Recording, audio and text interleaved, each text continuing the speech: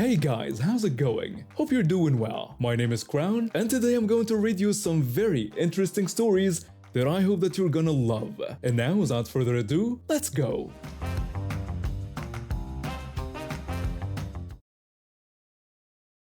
I'm a college student living in this pretty rough neighborhood for about 2 years now. Honestly, the rent was the only thing I could afford. The area has a serious problem with car theft, especially the older Honda Civics like mine. My 1995 Honda Civic isn't much to look at, but it gets me to work and school, so it's everything to me. When I first moved here, my neighbor told me about all the break-ins and car thefts happening almost every week. He suggested I get a kill switch installed, which basically cuts off the electrical connection so the car won't start, even if someone knows how to hotwire it. Cost me about $50, but it seemed like a smart investment. I figured it would save me from having to deal with insurance and finding another car if mine got stolen. I live with 3 other guys in this old house we rent together. We're all broke college students, but we look out for each other. My roommate, who works at the auto shop, helped me install the kill switch properly, and we hid it in a spot where nobody would think to look. The night this all happened, I had just finished studying for a midterm and went to bed around midnight. I'm usually a pretty heavy sleeper, but around 2 in the morning I heard this weird grinding sound coming from outside. At first I thought maybe it was a neighbor's car having trouble, but then I realized it sounded exactly like my Honda trying to start but failing. I shot up out of bed and ran to my window. Sure enough, there were 2 people in my car, and one of them was frantically trying to get it started. The engine would turn over but wouldn't catch because of the kill switch. I didn't even think about it. I just ran outside in my boxers and shouted as loud and deep as I could, asking what the hell they were doing. The sound of my voice echoing through the quiet street must have scared them because they both jumped out of my car immediately and took off running down the block. My heart was pounding, but I felt pretty good about scaring them off. My roommates came downstairs because of all the shouting. They were asking what happened, and I explained about the attempted theft. We all went outside to check if there was any damage to my car. The door was still open and I could see they had messed with the ignition area, but nothing seemed broken. The kill switch had done its job perfectly. We were just about to head back inside when I heard that same grinding sound again. They were back, but this time they were trying to start a different Honda that was parked just a few cars down from mine. I called out to my roommates that they needed to come back outside right away. My roommates rushed outside and it was honestly pretty funny looking back on it. There was me in my boxers, one guy in his pajama pants holding a skateboard, another one who had grabbed a baseball bat, and the 4th roommate in his underwear. We probably looked like the world's most ridiculous neighborhood watch. We all stood on the porch, not trying to get physical or anything, just making our presence known. The thieves could clearly see us, and we could see them about 30 feet away, trying to start this other Honda. One of the thieves looked up from the car and shouted back at us, claiming that it was his car and they were just trying to get it started because it belonged to him. I don't know what came over me in that moment. Maybe it was the adrenaline, maybe it was the absurdity of the situation, or maybe I was just fed up with people thinking they could steal whatever they wanted in our neighborhood. Without thinking, I shouted back that it was my car now and that it belonged to me. There was this moment of complete silence. Even my roommates looked at me like I had lost my mind. The thieves just stood there for a second, probably trying to figure out if I was serious or crazy or both. The thief just said, okay, and agreed with me, and then they both ran off again.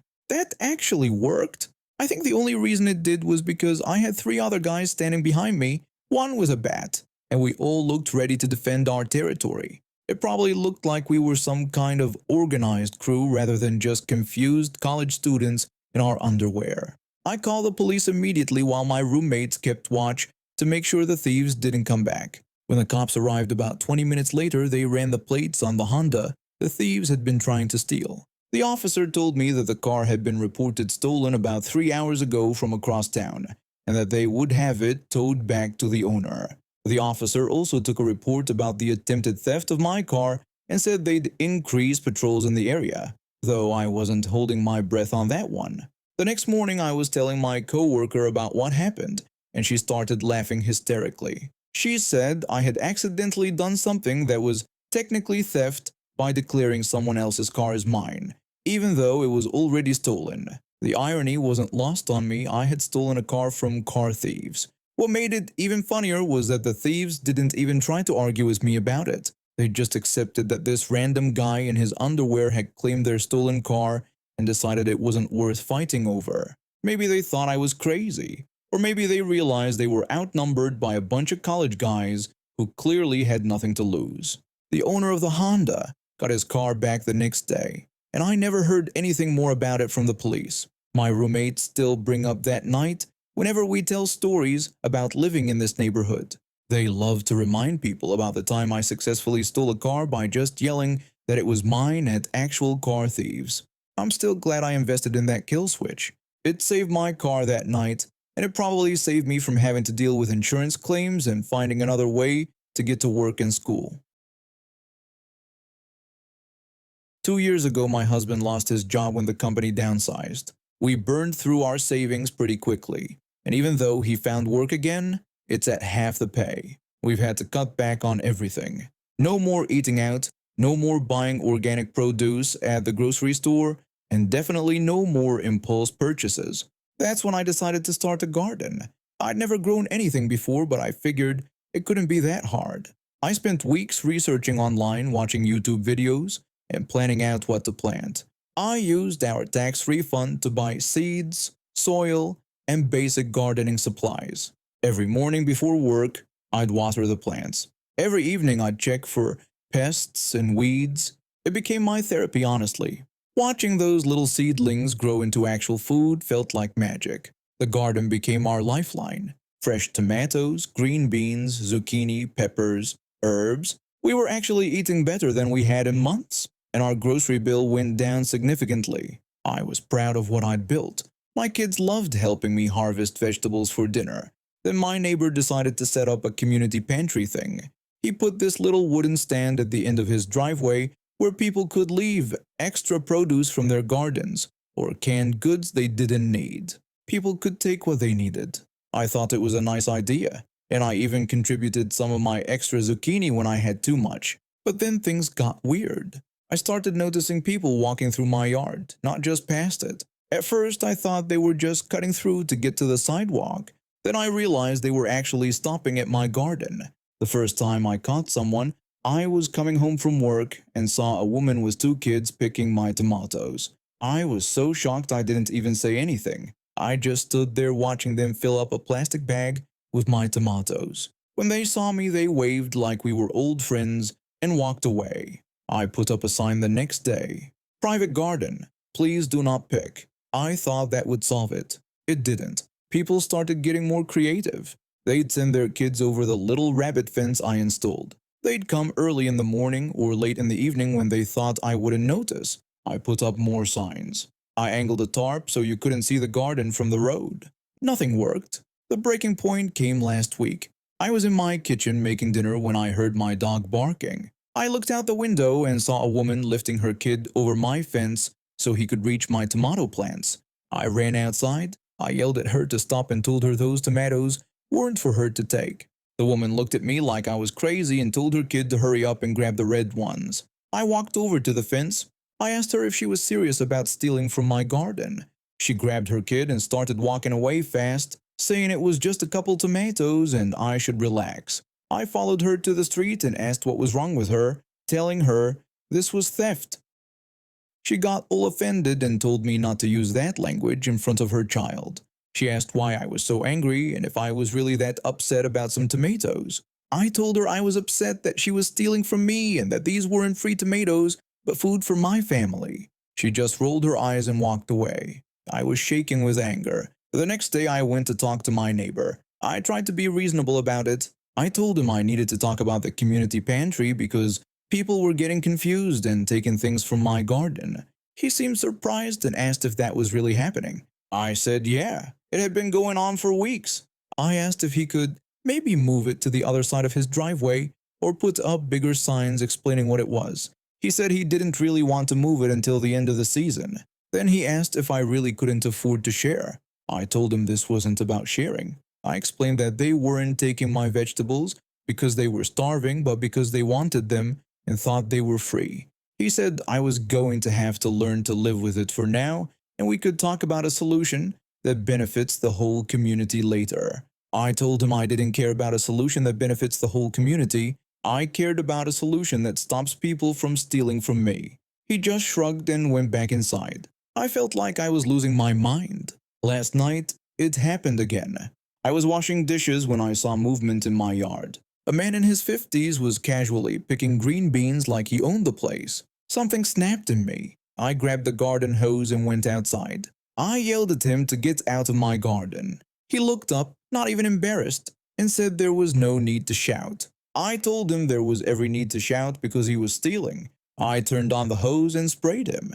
He started yelling and stumbling backward, saying I was crazy and he was calling the police. I told him good, call them, and tell them how he was trespassing and stealing. My neighbor came running out of his house asking what was going on. The thief told him some psycho had sprayed him with a hose. My neighbor said I couldn't just attack people and that I was scaring everyone away from a community resource. I told him it wasn't a community resource when people were stealing from my private garden, and to fix this, or I'd keep doing it. The man stormed off, soaking wet. My neighbor shook his head at me like I was the problem. He said this wasn't how neighbors should treat each other. I told him neither was letting people steal from me and acting like I should be grateful for it. Now people are posting on the neighborhood social media about how I'm some kind of maniac. They're warning each other to be careful around my house. My neighbor is giving me the cold shoulder. But you know what? Nobody's been in my garden since the hose incident. I've decided to make new signs that say, private garden, heavy pesticide use, produce not safe for consumption. I don't actually use pesticides, but maybe it'll scare people off. I'm also going to add signs that say, you are stealing food from hungry children because apparently some people need things spelled out for them. My husband thinks I should just let it go, but I can't. We're barely making ends meet and every tomato they take is one less for my family. I worked hard for this garden. I planted it, watered it, weeded it. It's mine. I'm not the community's free produce supplier. I'm not required to share just because my neighbor decided to set up a feel-good project next to my property. And I'm definitely not going to stand by and watch people help themselves to food that my children need. So yeah, I'm the neighbor who sprayed a thief with a hose. And I'll do it again if I have to. I'd been a flight attendant for a major airline for 8 years, ever since I graduated college. The pay wasn't amazing, but I loved traveling and meeting people from all walks of life. Most passengers were decent folks just trying to get from point A to point B. Sure, we get the occasional grumpy traveler or someone who'd had too much to drink at the airport bar, but usually a calm conversation would sort things out. That Tuesday started like any other day. We were running a full flight with 180 passengers, and I was working the main cabin with my colleague. About an hour into the flight, I noticed a woman in seat 14C getting increasingly agitated. She was a middle-aged woman with bleached blonde hair, wearing what looked like expensive clothes and jewelry. She kept pressing her call button every few minutes. The first time she called me over, she complained loudly about the temperature. She insisted the plane was freezing and demanded I turn up the heat right away. When I apologized for her discomfort and told her I'd check with the captain about adjusting the cabin temperature, she got even more upset. She yelled that she didn't want some generic response and that she'd paid good money for her ticket and demanded better service. I explained that temperature adjustments take time and affect the entire cabin, but she wasn't having it. 20 minutes later, she called again, this time complaining about her seat. She claimed the seat was broken and that the person in front of her had their seat too far back. I looked at the seat in front of her. It was reclined normally, well within the allowed range. I told her that the passenger seat was in the standard reclined position and offered to ask them to adjust it slightly. She snapped back that she didn't want me to ask, but wanted me to make them move it immediately. The passenger in front of her was an elderly gentleman who was clearly sleeping. I explained that I couldn't force passengers to adjust their seats when they were within normal parameters. This made her even angrier. She threatened to report me to my supervisor and questioned what kind of airline we were running. Things escalated quickly from there. She started arguing with the passengers around her, claiming they were making too much noise, taking up too much space, and generally being inconsiderate. The man next to her was quietly reading a book, and she accused him of bumping her arm. The family behind her was traveling with a toddler who made normal toddler sounds, and she turned around to yell at them. She screamed at the parents to control their child, calling the toddler names and saying some of them were trying to relax. The parents were clearly embarrassed and tried to keep their child quieter, but kids will be kids. That's when she really lost it. She unbuckled her seatbelt and stood up, turning to face the family. She yelled again for them to shut their kid up and asked if they were deaf or just stupid. The father, a patient-looking man in his 30s, tried to respond calmly. He told her they were doing their best and that their son was just a little overwhelmed by the flight. She shouted back that she didn't care about their excuses and that she'd paid for a peaceful flight, not to listen to their child screaming. She started waving her arms around dramatically, and I knew I had to intervene. I approached her slowly using the de-escalation techniques we'd been trained on. I told her I needed her to return to her seat and lower her voice because she was disturbing other passengers. She angrily replied that I shouldn't dare tell her what to do and that she knew her rights. I explained that I understood she was frustrated, but federal regulations required all passengers to remain seated unless using the restroom or in an emergency. That's when she completely snapped. She shoved the father in the shoulder, causing him to stumble back into his seat. The mother instinctively pulled her child closer, and other passengers started looking alarmed. She yelled at everyone to get out of her face and called them all pathetic. I immediately called for backup and started moving toward her to try to calm the situation. But she was beyond reasoning at this point. She pushed past me into the aisle, shouting at everyone around her and calling the whole flight a joke. My colleague arrived to help and we tried to guide her back to her seat. That's when she made the biggest mistake of her life. When I gently took her arm to escort her toward the front of the plane, she completely lost control. She spun around and tackled me right there in the aisle. I went down hard, hitting my shoulder on an armrest. Before I could react, she was on top of me with her hands around my throat. I couldn't breathe, couldn't speak, couldn't do anything but try to pry her fingers away. The cabin erupted in chaos. Passengers were screaming, some were trying to get out of their seats to help, and I was starting to see spots from lack of oxygen. Just when I thought I might pass out, I felt her weight lift off me. A man in his 50s wearing a veteran's cap had her in a headlock from behind. He was calm and controlled, clearly someone who knew what he was doing. He told her that she needed to stop resisting and that he wasn't going to hurt her, but she wasn't going to hurt anyone else either. She screamed for him to let her go and accused him of assault, threatening to sue him. He replied that she had just attacked a flight attendant and that he was making a citizen's arrest until law enforcement arrived. She struggled for a few more seconds, but he held her without causing any harm. My colleague helped me to my feet while the veteran kept her restrained. We were still an hour from Miami, so the captain made an emergency landing at the nearest airport. The police were waiting when we landed. They arrested her immediately and paramedics checked me over. Thankfully, I only had some bruising and a sore throat, nothing serious. Later, I found out the veteran was a retired military police officer who'd served 2 tours overseas. He stayed calm during the whole incident and made sure she couldn't hurt anyone else while we waited for the authorities. The other passengers were incredibly supportive and several offered to be witnesses. The woman was charged with assault, interfering with flight crew, and several other federal offenses. The last I heard, she was facing serious prison time and a lifetime ban from flying with our airline. The whole experience taught me that you never know how someone might react when they don't get their way. Most people are reasonable, but some feel so entitled that they'll do anything when reality doesn't match their expectations. I'm just grateful there were good people on that flight who were willing to step up when things got dangerous. I'm still flying, still dealing with difficult passengers, but now I'm a lot more cautious about escalating situations. And I'll never forget that veteran who had my back when I needed it most. I work in corporate communications and have been doing this for about 8 years now. Started as a junior coordinator right out of college, Slowly worked my way up to a senior specialist role. The company I work for is pretty big. We have offices in 12 states and about 3,000 employees nationwide. My job involves creating internal campaigns, managing employee engagement programs, and basically making sure everyone stays connected and motivated.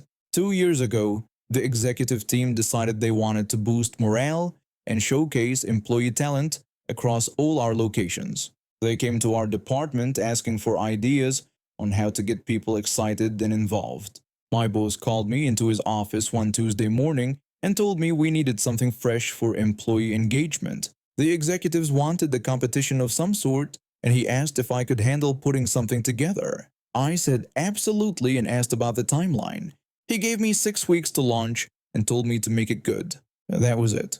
He basically dumped the entire project on my desk and disappeared into his usual routine of back-to-back meetings and conference calls.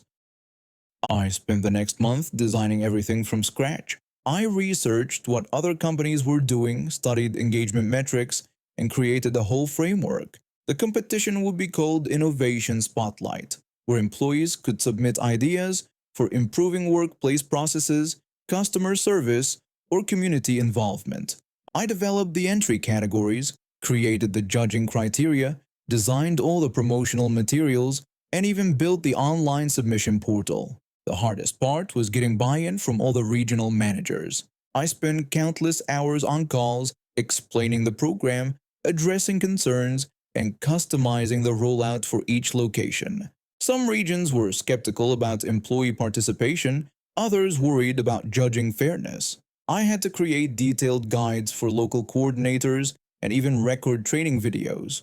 When we launched, I held my breath, but it actually worked better than I hoped. We got over 400 submissions from employees across all locations. The quality was incredible. People submitted everything from cost-saving processes to volunteer programs to customer service innovations. The energy was amazing. People were talking about it in break rooms, sharing ideas with colleagues, and managers were telling me their teams were more engaged than they'd seen in years. The winning entry came from a warehouse worker in Ohio who developed a new inventory tracking system that saved the company about $50,000 annually. His idea was so good that it caught the attention of the National Business Innovation Awards, and we ended up submitting it to their competition. 3 months later, we got the call. Our employee's idea had won the national award. The company was over the moon. The CEO sent out a congratulatory email to everyone, we got featured in industry publications, and suddenly our little internal competition was being talked about as a model program. That's when my boss started getting invited to speak at conferences and award ceremonies. The National Business Innovation Awards wanted someone from our company to present at their annual ceremony about how we'd created such a successful internal program. My boss told me they wanted us to do a presentation about the competition and asked if I could put together some slides. I asked if he wanted me to focus on the design process or the implementation. He said to cover everything, the whole strategy, how we built engagement, results, everything. He would present it, but I knew all the details better than anyone. I spent 2 weeks creating a comprehensive presentation, 25 slides covering the research phase, strategic framework, implementation challenges, engagement tactics, and results analysis. I included charts showing participation rates, testimonials from employees, and case studies of the best submissions. I even created detailed speaker notes for each slide and met with him 3 times to practice the presentation. The ceremony was at a fancy hotel downtown. About 200 people from various companies attended.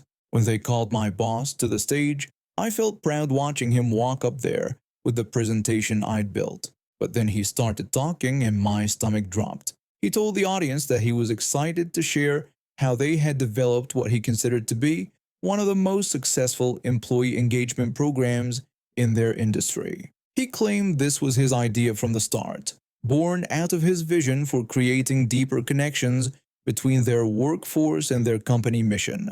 I kept my face neutral and tried to convince myself he was just setting up the bigger picture But he kept going, saying that from day one he had led the strategy development.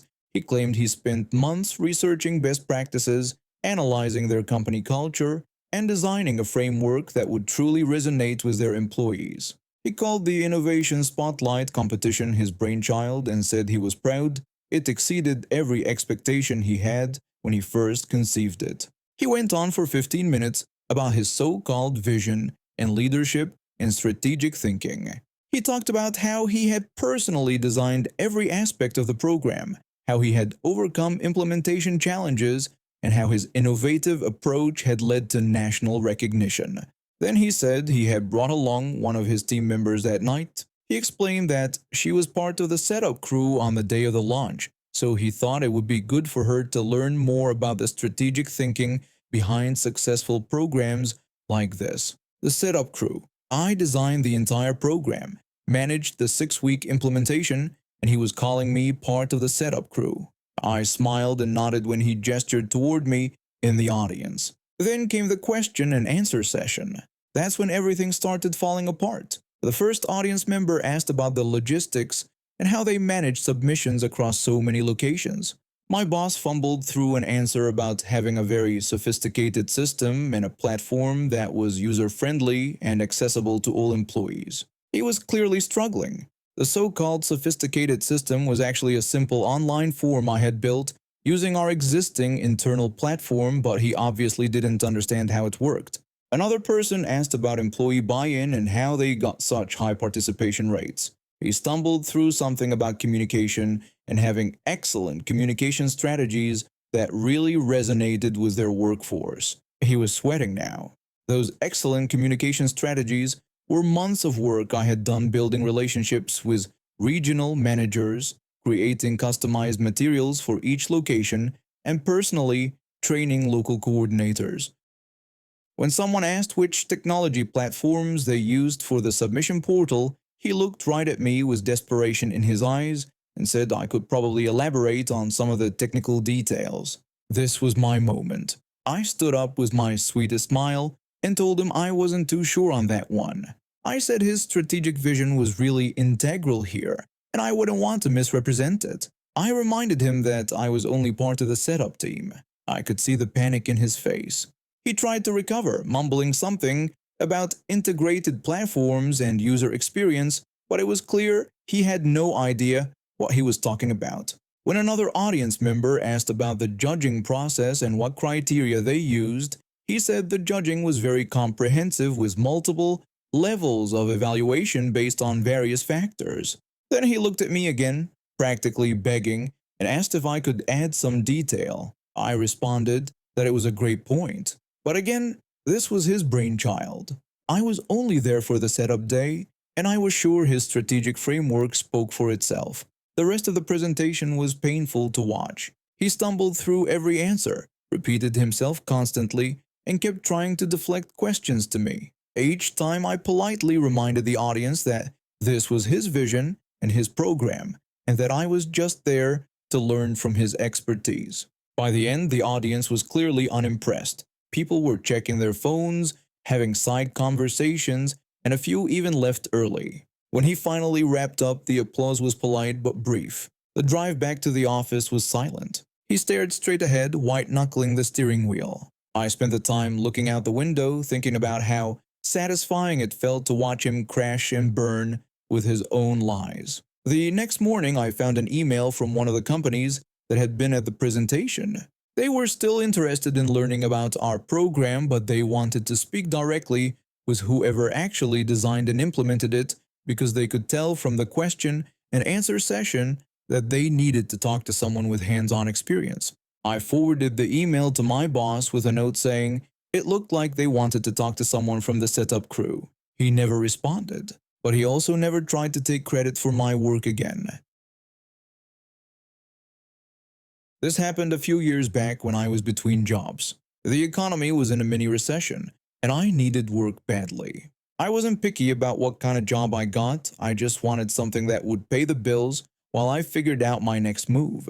After weeks of searching, I landed a position managing a food stand at our local professional hockey arena. The job seemed perfect at first. The arena had this electric energy during games. Fans were usually in good moods, and the work kept me busy. I was the stand lead, which meant I supervised a small crew: one head cashier, a cook, a runner, and several regular cashiers. The pay wasn't great, but it was steady work in a fun environment. What I didn't realize when I started was that the company had some serious trust issues with their employees. From day one, management made it clear they assumed we were all potential thieves. They weren't subtle about it either. During training, they spent more time talking about theft prevention than actually teaching us how to do our jobs properly. Their paranoia wasn't completely unfounded. Within my first month, I had to fire two of my cashiers after secret shoppers caught them stealing. They were refilling beer cups and pocketing the cash instead of ringing up the sales. It was disappointing, but I understood why management was so suspicious. The company's solution was to make me count everything at the beginning and end of each shift. And I mean everything: beer cups, the cardboard triangles we served pizza on, popcorn bags, individual bags of potato chips, napkins, you name it. If it could be counted, I had to track it. The only things I couldn't count were bulk items like loose popcorn kernels, draft beer, and nacho cheese. At the end of each night, we'd have leftover food that couldn't be saved for the next game. Hot dogs that had been sitting under heat lamps, pizza slices that were getting stale, fresh popcorn that would go bad. All of it had to be thrown away. The health department rules were strict about that stuff. Now, I'm not gonna lie, sometimes we'd grab a slice of pizza or a hot dog before tossing the rest. We were working long shifts, often missing our dinner breaks, and the food was just going in the garbage anyway. I'd always record it properly in my waste log, writing down exactly what we threw away. If we ate a couple slices, I'd note that too. One employee asked me if he could take one of the hot dogs before I threw them away. I told him sure, but I'd need to mark it down in my records. This kind of thing happened regularly. Someone would see food about to be tossed and ask if they could have it instead of letting it go to waste. This went on for months without any problems. Then one day I got a memo from corporate that made my blood boil. Some executive in a suit had decided that food stands might be getting extra deliveries and cooking extra food just so employees could eat it. The memo said that all waste food had to be boxed up and carried down to the warehouse instead of being thrown away in our stand's garbage. I read that memo 3 times, getting angrier each time. Here I was, working my butt off, maintaining perfect inventory records, and being completely honest about every single item, and they still didn't trust me. They thought I was running some kind of elaborate food theft operation. But fine, if that's what they wanted, that's what they get. I called my team together and explained the new policy. I told them that from now on, all waste food had to be boxed up and taken to the warehouse. My head cashier asked if I was serious, even about the stuff that was obviously garbage. I confirmed that the memo said every last bit of waste food had to go to the warehouse. The cook wondered what management was going to do with old hot dogs and stale pizza. I told him it wasn't our problem anymore, we were just following orders. So we started following the new rule to the letter. At the end of each shift, I'd count all the waste food and stuff it into boxes. Pizza slices went in sideways, hot dogs got piled on top, and then I'd fill every empty space with popcorn. Lots and lots of popcorn. The memo said all waste food and popcorn was definitely food waste. I wasn't neat about it either. Why should I be? If they wanted to treat me like a criminal, they could deal with the results. The boxes looked like a tornado had hit them. Popcorn spilled out the sides, grease from the hot dogs soaked through the cardboard, and pizza cheese stuck to everything. The other stand leads heard about the policy change when we all met up for beers after work one night. They couldn't believe management was making us box up all the garbage. One of them asked if they were paying us extra for the time it took to box everything. Of course they weren't. They just assumed we were all crooks. All the other stand leads were just as insulted as I was. They started doing the same thing, boxing up every single piece of waste food and sending it to the warehouse. It became a point of pride among us. You want to micromanage us? Fine. You want every piece of garbage documented and delivered? You got it. For 2 months, I dutifully hauled boxes of disgusting food waste down to the warehouse. The warehouse workers would take the boxes without comment, but I could see the annoyance in their eyes.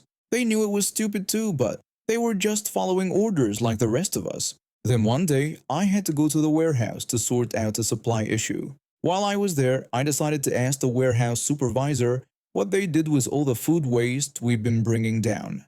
I asked him what they did with all those waste food boxes we brought down from the stands. He told me they tossed it straight into the dumpster. When I asked if they checked it or counted anything, he laughed and said they weren't digging through that mess. He explained that the suits had tried to make them do it at first, but they'd refused because they already had full-time jobs and management wasn't paying anyone to sort through garbage.